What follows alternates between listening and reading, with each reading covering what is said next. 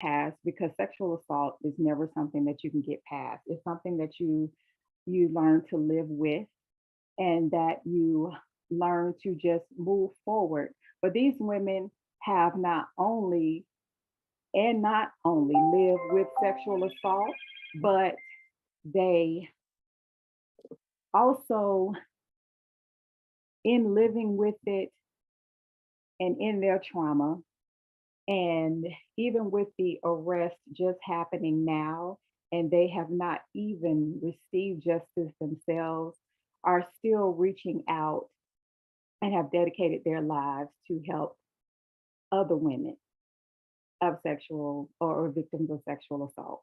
And that is definitely something that needs to be commended. And I just want to say um, to them that this was an exciting day when this male was arrested. And definitely because it happened when um, it happened outside of the police department. It because they did not have faith in the local police department, and understandably so. This is a federal case, and with it being a federal case, this means that the Department of Justice will be handling it, and not the Kansas City, Kansas Police Department. And so that in and of itself um, gives them some comfort.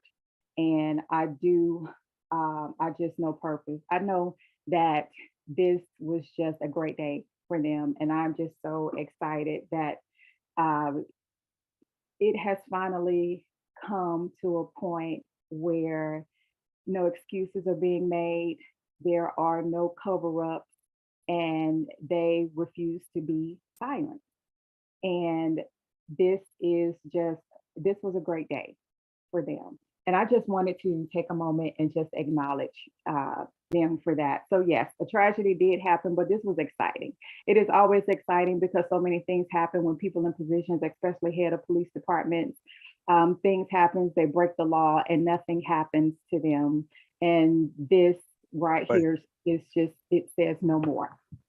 And so, even though this is just the beginning, he is still incarcerated. I do know that he has a hearing on Monday that will determine whether or not he will get bond um, or be released on bond. But either way, he has been arrested. The DOJ has taken over the investigation for the case, and right now, I am remaining optimistic that he will be brought to justice and that he will be incarcerated for what he did. But with that being said, that was just sort of a segue into what we are going to discuss today. Um, in that there are a lot of changes that need to be made in our criminal justice system. There are so many things that impact how our system is ran from, okay, I stand. Um, and not only from how it's being ran from the moment of when you actually get into the system, but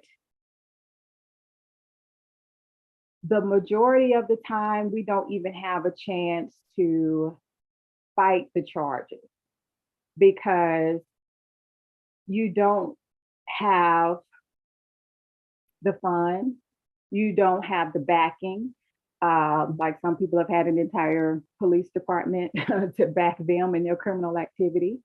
But more importantly, being poor has been criminalized, especially here in Kansas City.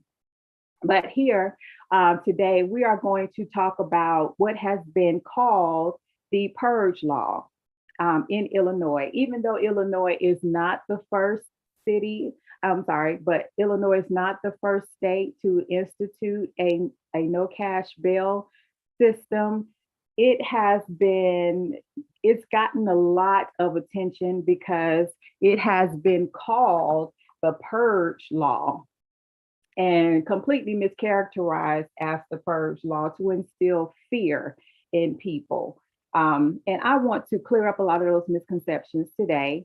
And in doing that, which we will get to, I wanted to also bring in a guest that I have today, and I will let him introduce himself to you guys. I want to thank you for coming on the show today, but I want to give you a firsthand account from someone who has been a part of the criminal justice system in the state of Illinois, and allow him to tell us his story, to give us some insight about what goes on. And so when we discuss things concerning bail reform, you will understand why it is so important for the Safety Act and other things um, like it need to happen, as well as other criminal justice reform needs to happen across the United States, not just in Illinois and a few states where they are. So right now, I want to have our guest to come on. Steve, can you hear me? Pretty good. I can hear you. All right. Well, how are you? Just want to get some audio to make sure I can hear you. Okay. Okay. I'm doing rather well Okay. physically. All right. However, as you stated, I've had issues with the criminal justice system myself in the state of Illinois and also in the federal system as well. But I served 27 years on a 35-year sentence. Okay. Um, Well, can you with take the, a moment first and introduce yourself to everyone? And then we will definitely jump right into it. And I'll let you tell your story. yes, my name is Stephen Biko. Mhm. I was formerly a member of the New Black Panther Party. I was formerly the national spokesman of the New Black Panther Party and the Minister of Defense for the Washington, D.C. chapter.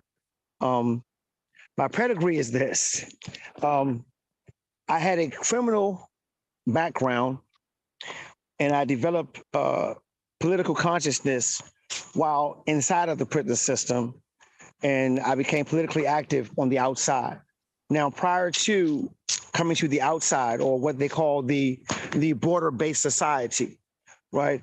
I engaged in quite a bit of political activism inside of the prison system, which caused me to suffer what they called diesel therapy.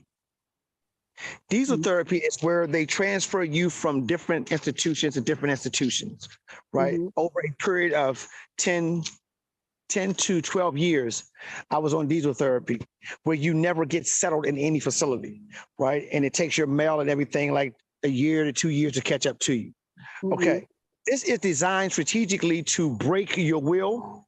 It is designed strategically to break your connection to the outside world, to Mhm. render those who were your supporters no longer willing to support you because it becomes extremely stressful on them.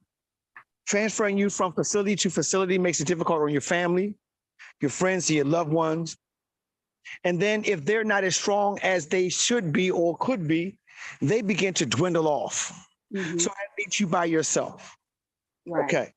I suffered all of those things, right? Mhm. However, I had a strong will and a strong resolve that I refused to be broken.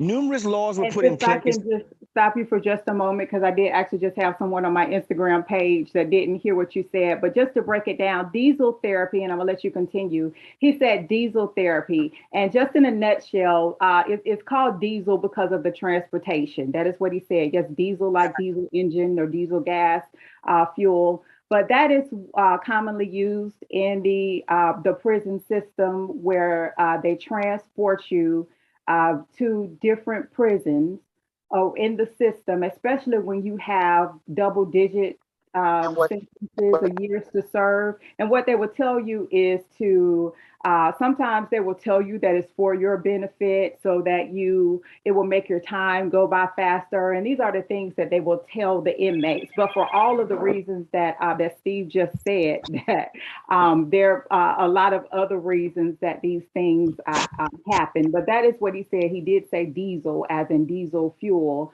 But this is the shuffling about of inmates, and you see the impact that it has when these inmates are literally uprooted from where they are housed or where they are used to being, and it's almost like an eviction process. So they're being put out and they're moved from one place to another. And he's saying that their families are impacted at the same time as well. So again, go ahead, Steve. I'll let you continue. So what happens is that this is a part of the strategic systematic torture process that those who become uh, uh, political prisoners based on their consciousness, we suffered that kind of injustice, right? Now, what is unique to that is this. Once your time is up or they have to mandatorily release you, that's not the end of it. Then you suffer what is called state-sponsored terrorism. State-sponsored terrorism is when the probation and the parole system continues the incarceration process. Though you are not confined in a physical facility, they confine you with their restrictions on your movement while you're on parole and probation, restriction on your associations while you're on parole and probation, and they criminalize any behavior that you may engage in that may be liberating behavior. They tell you that you can go back to prison if you are known to associate with anybody with a criminal record, anybody that has a felony, anybody that has a firearm on their possession. If you're in proximity to anyone of that with that description, you can be sent back to prison. Okay, I thought it was crazy, but they sent me back inside 3 times. The first time they sent me back inside because my brother, who has a felony on his record, moved in the home with my then fiance and myself. And because he had a felony on his record, when my parole officer did a home visit, she found out that he was living there and did a background check on him and violated my parole. That sent me back in for 5 more years, right? Mm-hmm. Then I caught a speeding ticket. That put me in contact with law enforcement. Any contact with law enforcement was an immediate violation of my parole. So I had to go up for another hearing, and that put me back in for 3 more years. Right? Then they put me on a list called a list of personal interests. Right? Once they declare you as a person of interest, you're on a no-fly list. Certain states, you can't enter into certain states without getting a waiver or permission from your parole officer to enter into that state. And once you enter into that state, you have to show paperwork to the state troopers or the state police in that state. And it's akin to having freedom papers once you leave a plantation, right? Mm-hmm. You have to report to certain authorities and show them your paperwork, right? So to this purge law, right? Let's fast forward to this, right? We're looking at a legislative process that took place to ensure reincarceration and to reinsure a plantation-style process. What do I mean by that? To say that once a person is arrested and charged with an offense, you are removing from them a part of their 6th and 4th Amendment right to the Constitution by stating that a part of the judicial process that is used to determine guilt or to determine innocence has been removed. You're not giving them a chance to post bail. You're not giving them a chance to get out on personal recognizance, anything of that nature. You are removing from them the ability to post bail, right? Which could put them at liberty. They may not even have a serious charge, but you are removing the cash bail process. Why? Because they view us as a people who engage in criminal activity where we have cash currency and we don't have property, we don't have credit, we don't have this, we don't have that, and we're apt to go to a bail bondsman office and give him a few stacks of $1,000 bills, or $100 bills or $50 bills, and he goes to into the courthouse and he gives us our papers and we're gone. They want to abandon that process because they know that if they arrest that process, then chances are we'll stay incarcerated The longer that we'll stay incarcerated, the more apt we are to accept deals that they bring to us. Even if we're innocent, we don't want to sit there too long. So then they give us what they call public defenders. The public defenders come in, and they're not acting in the best interest of the prisoner or the accused. They're coming there to strike a deal with you so that it's a win-win situation for the state. The government gets their conviction, and the public defender gets another notch in their belt. And then the next go around is the judicial process, where you file your appeals and things of that nature. And once you accept the deal, this is the catch.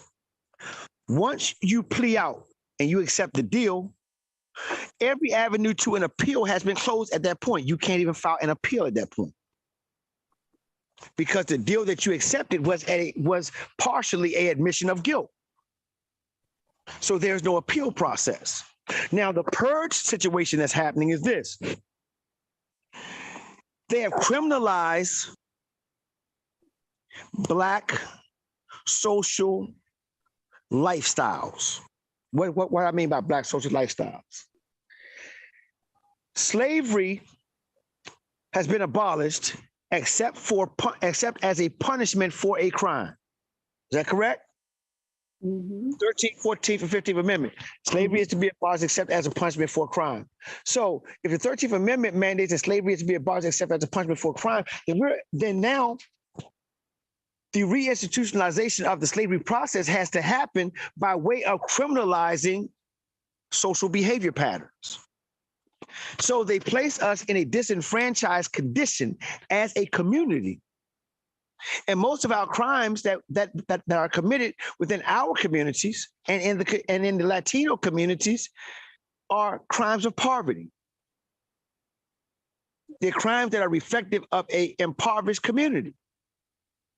Property crimes, crimes where goods are stolen, crimes where break-ins occur, crimes of assault, sometimes domestic, sometimes assault on establishments, sometimes assault against the system. But they're crimes that are committed because of an impoverished environment. So once they criminalize your survival mechanisms, they place you in a position where they remove any avenue of legitimate means by which to acquire living wages.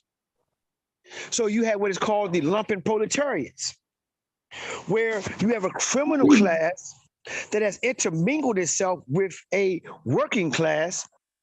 So the wage that you earn on a daily basis is not nearly enough to sustain you and your family. So a lot of these young brothers, they get little hustles on the side to supplement their income. A lot of these sisters may have a little hustle going on the side to supplement their income, but then they get caught up in the system. Gets their conviction, and the public defender gets another notch in their belt. So when they get caught up in the system, what happens is that the system strangles them and never allows them to be released from the system. And anything that you do, once you are thought to be released, anything that you do brings you back in. And if there is a no bail status placed on us, then we don't get released. We don't get that second chance, that third chance that the affluent may get. So what's happening with this purge law in the state of Illinois is this. That state in and of itself is the most dangerous state in the union to be incarcerated in. Illinois, Kansas City, Texas, West Virginia, Maryland, and Delaware. These are the most dangerous states to be incarcerated in. Why? Because at any given time, the gubernatorial office can institute laws that supersedes legislature, that supersedes the General Assembly, and laws that run contrary to their constitution.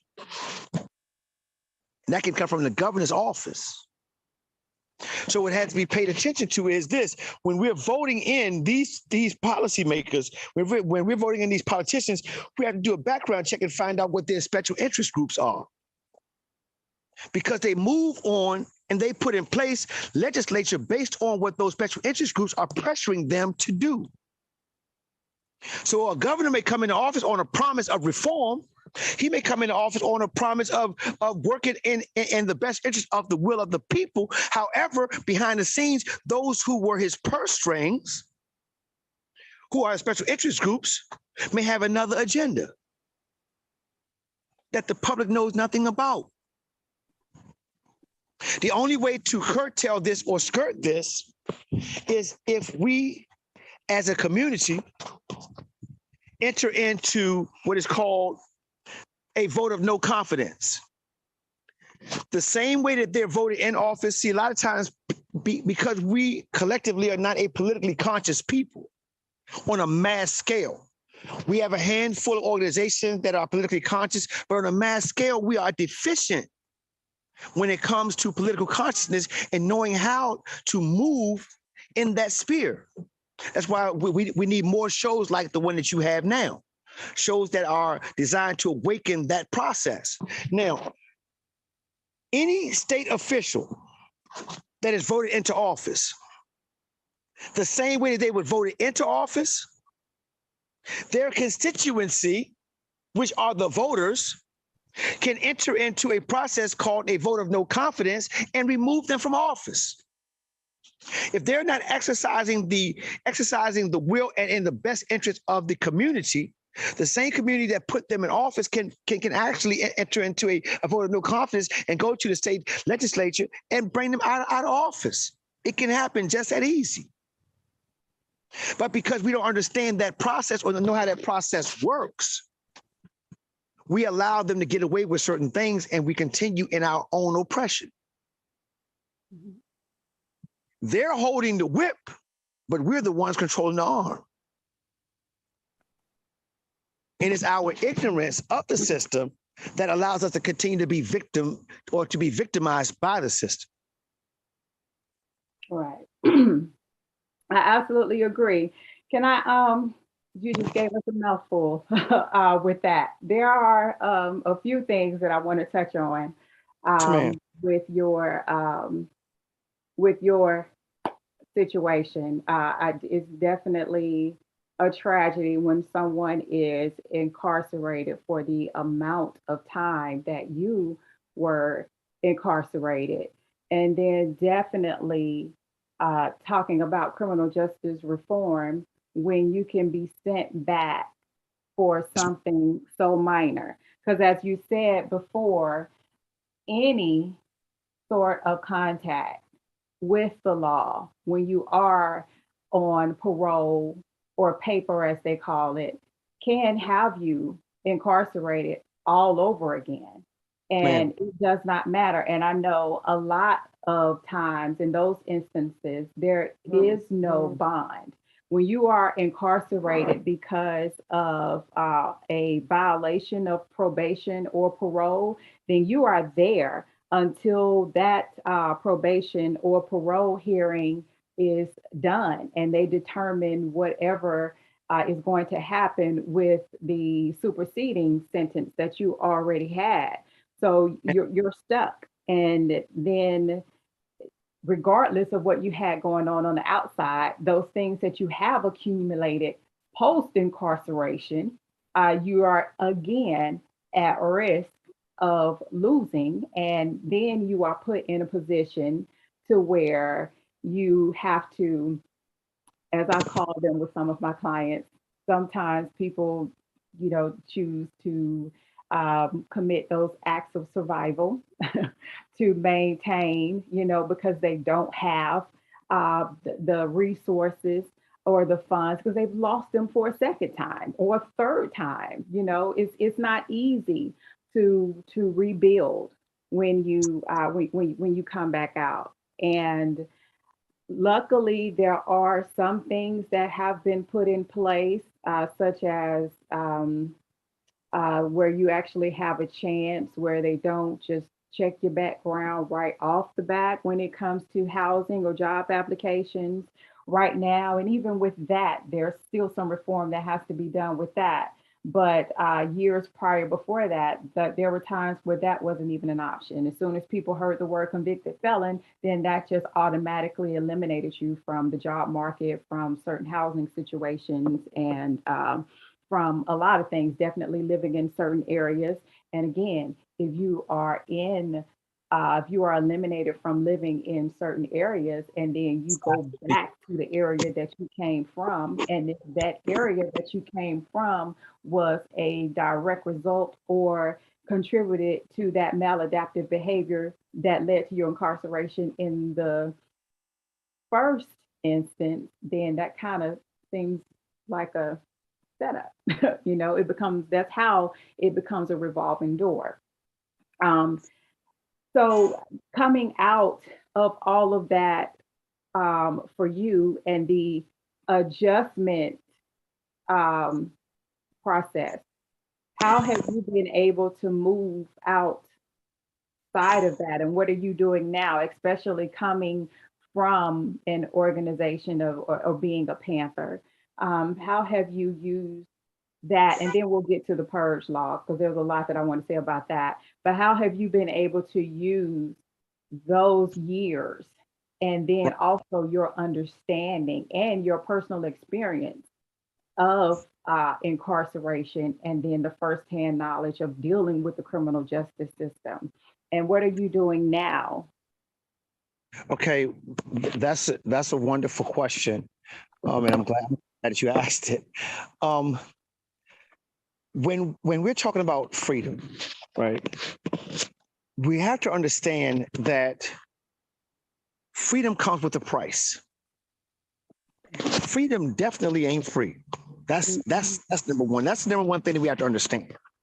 And being released from physical confinement, there are more restrictions placed on you in what they call the border-based society because there are more rules and regulations in place that are designed to control and govern your movement, right? So when I came home, I was on what they called level 4 parole. Level 4 parole means that they come and see me every 2 days. They came and see me every 2 days, and I had to pay $55 each visit that they came to see me. Each time they came to see me, I had to pay $55 each time, right? So I'm sorry to interrupt you, but so people get a clear understanding of what you're saying. So you coming straight out of prison, Exactly. you're at home straight out of prison, Ma'am. and you are put well, regardless, the point I'm making is you are on parole and you have to pay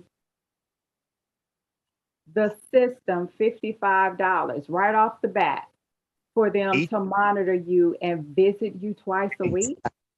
Exactly. Hmm. Now, the thing is this, and if you are not able to pay that $55 because you're just coming home and the work release job that you had before coming home while you were in the pre-release system, you're not keeping that job because that job has been taken from you and given to somebody else that is still in the pre-release system. So now you're coming out starting completely over. So that's going to take time. Then you have jobs that won't hire you because you are a Class A felon, right? Now, the felonies that I committed cannot be expunged from my record. So in terms of employment options, there are very few for me, right? I had 2 murder charges on my record. And I mean, I don't mind speaking about it because that's what it is, right? Mhm. My life is open book. I had 2 murder charges on my record, several handgun charges and several assaults and a few bank robberies. Right? I said I had a checkered past, but anyway, that was then. This is now, right? So coming out of all of this, right? I was sentenced to 35 years. I served 27 years of a 35-year sentence. I come home on parole. I was on pre-release and work release status for 18 months. So I was working a work release job for 18 months. So thinking that I was going to be able to keep that job to sustain myself, that was a no-go. Then once you reach the pre-release system, where it's called the camp system. Once you reach the pre-release camp, which is a minimum or pre-release security level facility, you have to pay what is called room and board. So you're only able to make $15 an hour at the most. But they don't permit you to make that much because the officers themselves weren't making that much. So you can't have a work release job that pays more than what the staff members are being paid. That was a rule. So they would choose different work release jobs for you to go on, because if that employer hired you, the facility and the state that you were incarcerated in would get a stipend monthly from that employer for hiring you, right? So it is induced prison labor, right? Exploited prison labor. Now we were forced to pay $280 every 2 weeks for room and board and transportation costs for them to take us back and forth to work, right? Then we had to pay for our own food, right? Had to pay for our own phone privileges. So now they're not affording you the opportunity to save any money to be able to go home with, to get a fresh start with. So now when you come home, you have to have a home plan. So you have to have a family or a stable environment that is willing to receive you into their home and be willing to undergo the rigid observation that will be coming from the Office of Parole and Probation. Now, the family wants you home so desperately that they'll sign anything, right? Because they don't really know what they're getting ready to get themselves into. So once you go home, now you have these people knocking on your family's door with badges. Some of them have guns on their hips. Some of them come with law enforcement to your door. And they're coming twice a week. Now the neighbors are asking questions. Now the family feels as if you are impeding upon their level of privacy, personal privacy, because you have law enforcement coming to their home twice a week to monitor you. So now what relationship that the family had with you, which was a welcoming relationship at first, now becomes strained. So you're staying there with them is on a time clock now. So now you got to think fast. Now you got to figure out something, because you know you're not going to be able to stay there too much longer. So you go to your parole officer and you say, look, I need to have a meeting with y'all because y'all are putting a strain on my family, coming so many times. Well, if that's the case, and you can't stay there.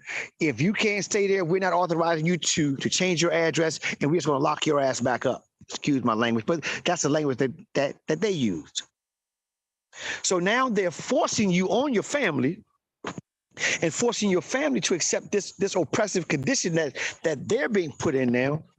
And the only other option that you have is to abscond from supervision, because they already told you that they're not going to approve of you changing your address. And the only way to change your address is to be in a committed relationship where y'all are about to get married, and they will approve of you moving in with your intended spouse, right, and leaving your family's household. So that's what happened with me.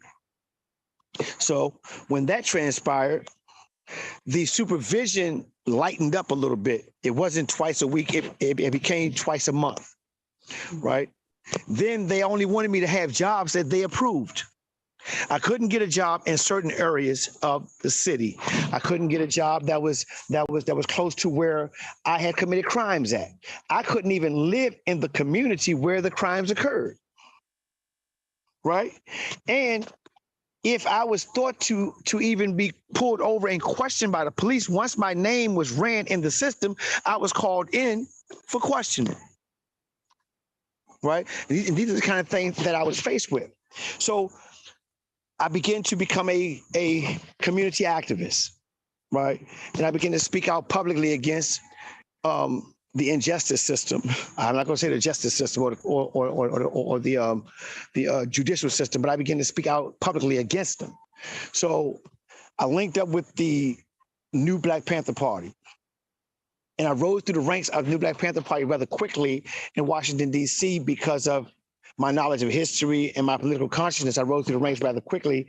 And because of my background with defense and things of that nature, and my skill set, I became the Minister of Defense for the Washington, D.C. chapter of the New Black Panther Party.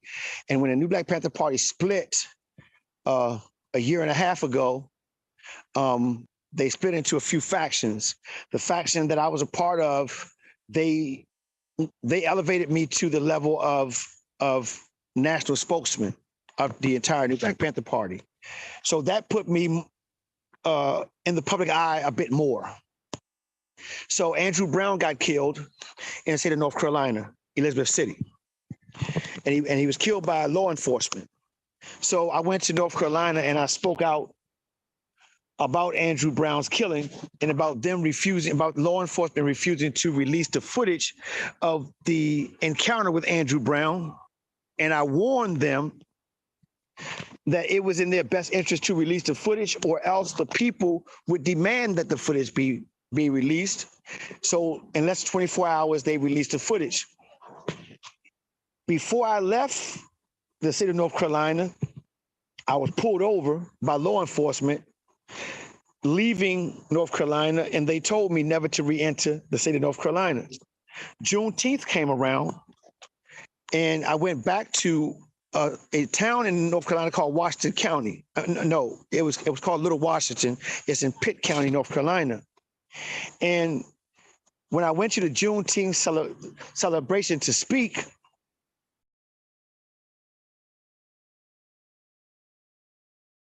We lost you. I don't know if can't hear you. can you hear me now? Okay. Mm-hmm. Another Panther from another chapter came into the park and said that he had an encounter with a store owner, and the store owner pulled a handgun on him. So I went to investigate what transpired. And when I went to investigate what transpired, the store owner lied on me. I had on body armor. I was not armed, had on body armor. And the store owner lied and said that I came into his establishment, questioned him about an encounter that he had with another Black Panther, and I robbed his store. Right? So I was pulled over several miles away by law enforcement.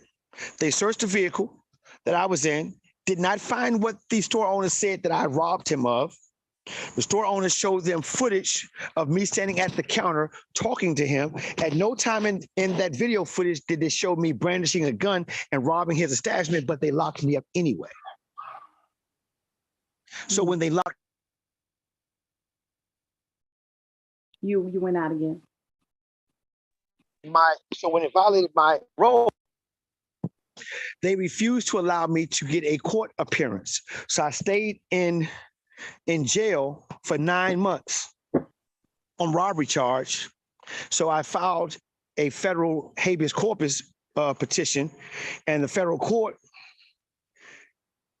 took over the case and made the state of North Carolina drop the case. So they released me.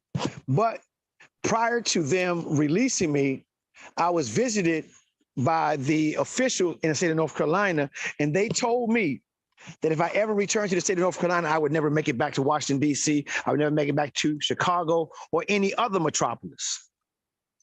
Right? So that's what I was being faced with, right? And that happened as a Panther, right? Then later on, it was discovered that the whole thing was set up, right? Federal agents got in contact with some weak Panthers and staged a whole incident in a effort to get me in a situation where they could trap me into committing a crime in defense of another Panther. They wanted me to go into that establishment armed so that they can get me on tape having a firearm in my possession, knowing I wasn't supposed to have one in my possession, being on parole. However, I didn't have a firearm. I just had body armor. Right? Now, where the parole violation came in at was this. Where the parole violation came in at was this. The body armor that I had on was level 3. And because the body armor that I had on was level 3 body armor, that violated a condition of my parole because it was body armor that was military issued. And the only ones that were supposed to have that body armor at that time was law enforcement or military.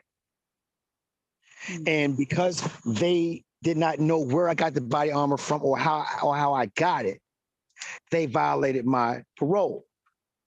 Right. So they issued a retake warrant for me and transferred me back to Maryland.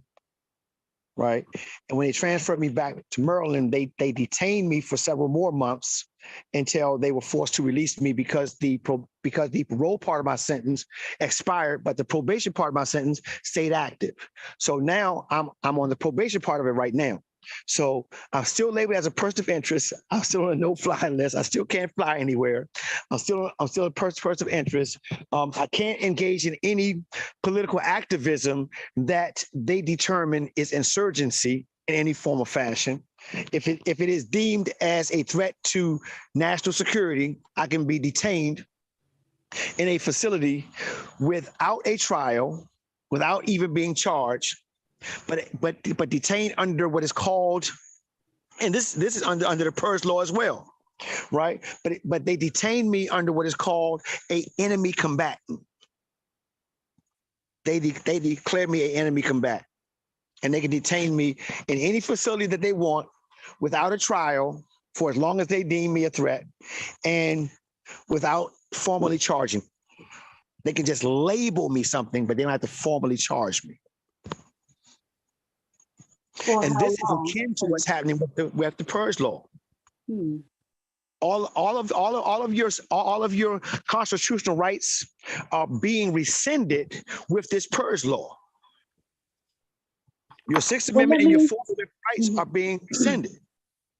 Well, let me stop you right there. So have you, so the PERS law, as it's been nicknamed, I would say, is actually called the Illinois Safety Act, for those who don't know. And it is the, hold on, I'm actually going to have to, I'm trying to remember what it stands for. It is the Safety, Accountability, Fairness, Equity Today Act. That's what it stands for, SAFE, SAFE-T Act. And if I could just ask you real fast, have you read the Purge law, or have you just seen the commentary and where it's been and I've read it. Right. Okay. So because I know I saw, I've been hearing about it because of course I keep up with things of course of this nature that are very, very impactful to our community. And I will say that just as with CRT, that the conversation has been taking over when it comes to the Purge law or the Safety Act. And what has happened is law enforcement, it was a law enforcement agency that put out what they wanted the Safety Act to be defined as. And a lot of times in our community, as you stated before, how things that happened with you was a setup with the government. A lot of things with us, we're set up with in the Black community, African American community, however you want to, identify with, is with information or misinformation. And with the information that is fed to us, it is selective. And with that selection, it's to determine how we feel about something, to garner a response. And so with that being said, when this law enforcement agency put out the Safety Act, it came across in media saying that this was going to be a no cash bail system where they were going to get rid of the cash bail, and that all of the criminals were going to be left out, were going to be let out of the Cook County jail. And they use that as an example because, of course, Cook County in Chicago is one of the largest and most well-known facilities in the nation. And they also said that police officers would not be able to arrest people for charges such as bank robbery and kidnapping and the R word and torture and all of those types of things. And in that conversation, it just instilled a lot of fear in people. And so there were people, so the conversation now is that, oh my goodness, it's going to be like the movie The Purge, where there was just this one day where everybody was just able to commit whatever crime they wanted to do, and everything was just fair game.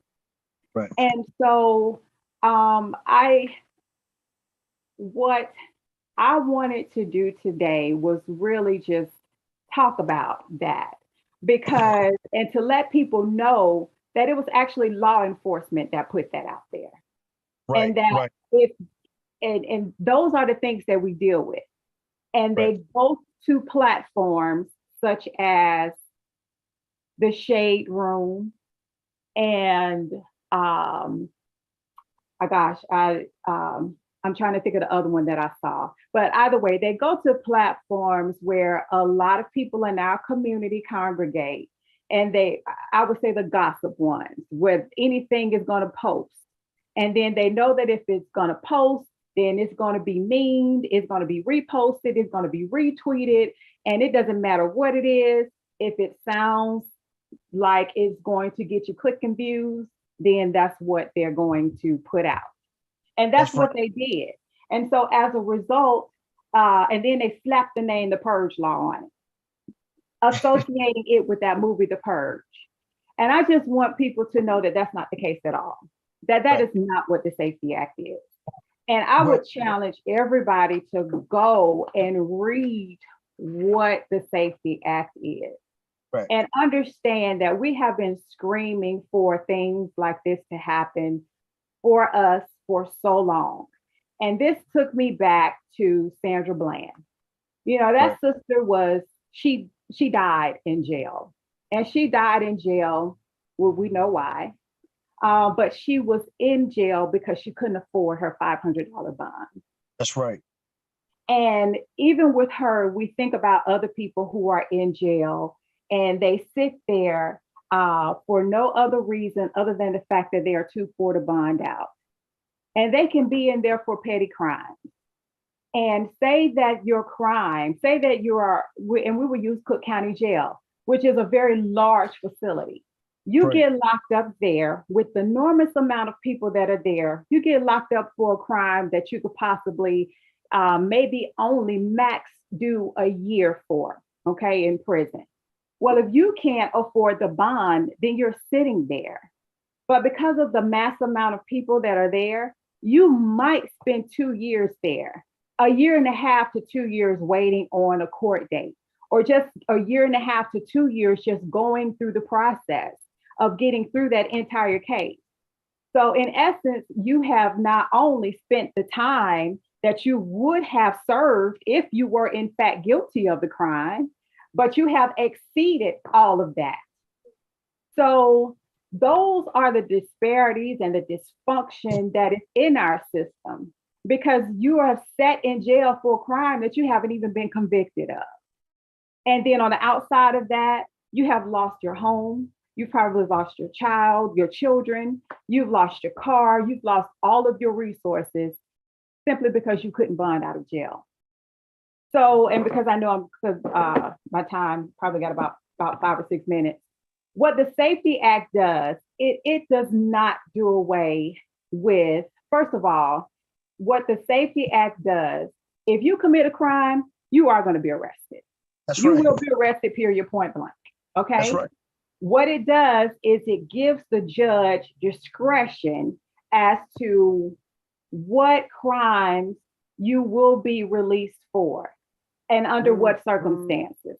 Because you can go before a judge and he will let you out. Because the thing is, you cannot, the prosecutor will have to now be able to prove that you are a flight risk. And if they cannot prove that you are a flight risk, then they won't hold you. They cannot hold you in Right. jail. And so they Right. will let you go. And that, but there will be conditions, like there might be home monitoring and there might be other conditions. But point being, you will not be stuck in jail with this huge bond and now have to suffer the consequences of not only being incarcerated and then not being able to bond out and then stuck in jail for this long amount of time for a crime that you haven't even been properly charged or even convicted of.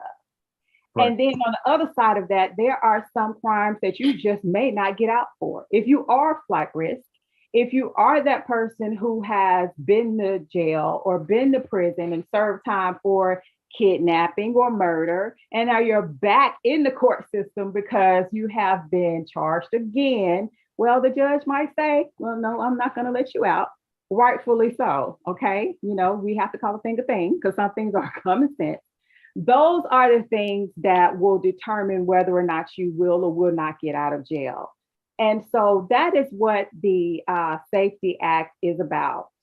It is not about it is not a purge.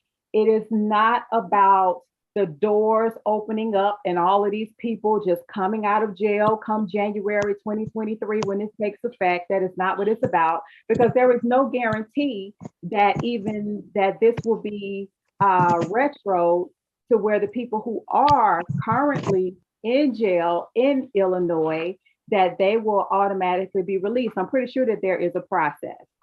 Yes, So it is. with that being said, just like you said before, a lot of things that we deal with is because we don't look into things. We don't take the time to read. We don't take the time to find the information for ourselves. We allow the media, we allow outsiders to tell us how to think, or we allow insiders to give us the information. And even another thing that you said that I found very poignant is that we have to vet who this information comes from, because Correct. that determines who we need to talk about who, so then we can now ask why. And there were a lot of people, and I just use just things that we all know about. There were a lot of people who didn't get upset, I will say, until things happened with George Floyd, when there were a lot of situations that happened before that, just like that. But That's right. because his situation was put out there, for whatever reason, they chose to use him as the poster man for that. Then that's signaling to us that's who you get mad about. That's who you take to the streets for, not to everybody else who it happened for. But somebody like me, I've been mad. I've been upset because of the things that police officers have been doing ever since the point that I've been able to understand those types of things. But still, I said that to say this, be aware. And especially if you see something in the media that causes you to get upset or that causes your community to go into distress, I think that it is incumbent upon you to research it before you start throwing information out there to further traumatize your community. So, with that being said, Steve, I thank you so much for coming on and sharing your story. I would love to continue with you. I'm going to take this probably to Clubhouse, and we'll talk about this more. I know Black invited you on, and I appreciate that, but I'm going to get with her so we can talk about this more. I don't want to go over my time because we do have another show coming up. But do you have a place where people can contact you if they have any questions or any information? Yes. Any social media platforms real quickly? Yes, they can email me at Mhm. all lowercase Stephen with a V, Bantu, Bantu, Biko, BIA, no, BIKO, excuse me, BIKO at gmail.com. Okay. Stephen Bantu Biko at gmail.com. All Right. right. But what I would Thank like to you. see in closing is this: be mindful of where your information is coming from, and also understand that people are controlled through fear Mhm. mechanisms. Absolutely. Absolutely. Thank Thank you. you. Thank you so much. And again, thank you guys for tuning in to Up Close and Culture with Dr. Karissa, and I will see you guys in October. Have a good one. All right. Thank you. Thank you.